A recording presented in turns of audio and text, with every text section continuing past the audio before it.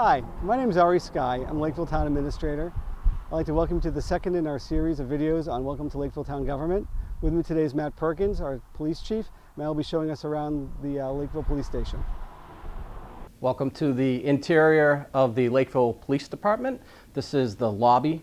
It's the public area of the police station. As you can see behind me, that's the Dispatch Information Center. If someone comes in requesting to speak with an officer, reporting a crime, requesting a copy of a report, this is where they would go.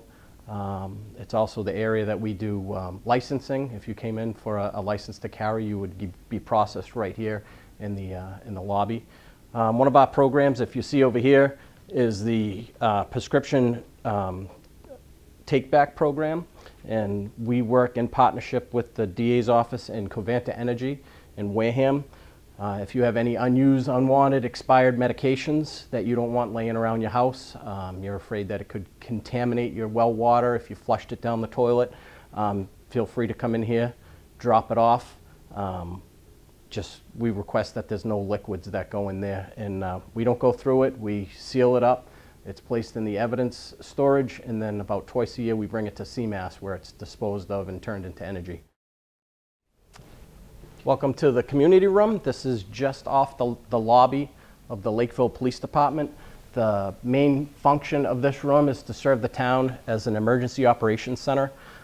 Such emergencies could be critical incidents, storms. We would use this room as a central location to run the operations of the town. It's also used as a training room for members of the Lakeville Police Department. We'll use this location to do our Citizens Police Academy and different community-oriented policing in town. It's also the location that the town's boards and committees will meet on a regular basis. Welcome to the conference room. This room is directly off the public lobby. It serves as a location to have meetings. And the main purpose of this room is to have a private area where we can bring members of the public out of the lobby into the conference room to have a conversation or an interview. This is Lakeville Police Dispatch.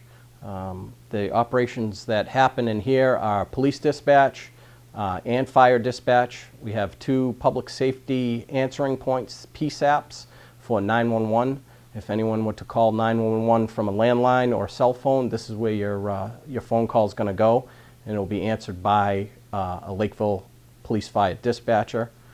There's 3 positions for a third dispatch position, which doesn't have the 911 answering point. The view you have now is from the point of view of a dispatcher looking out into the public lobby.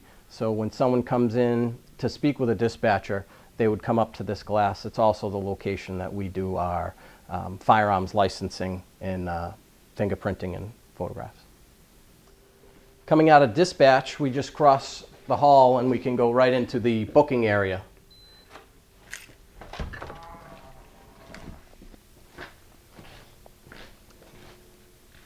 This area is the booking area. It's also the cell block and detention area that we have. Behind me, you can see that this is it's a temporary holding cell, or a pod as we call it, and this is where a prisoner will actually go, and then we book them through the glass as a safety measure. This is the back side of the booking pod. One of the features of these booking pods is the drop-down door. So when you have a prisoner, you can put the prisoner in the pod, close the door, and then take the handcuffs off them with the door barrier between the two.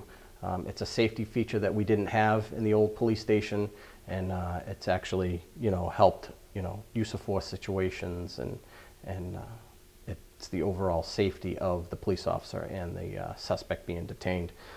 These pods, we have 2 of them. They're actually temporary holding facilities because there's no plumbing, but we can have someone in here for up to 4 hours. This is the cell block area. We have 3 holding cells. They're state-of-the-art holding cells, much better than what we dealt with in the old police station, where we just had plexiglass with bars on the outside. That holding facility that we had wasn't considered what's called sight and sound separation. So if we have a male prisoner and a female prisoner at the same time, because you can't see through the door, or you have the option to close the window, it makes it sight and sound separation. The area behind me is evidence storage, so when we have a prisoner and they have evidence, this is where it's processed. We have a processing station over here. This is a fingerprint machine. Everything's done electronically. We don't use ink or anything anymore. Over in this area, we have the breath test machine.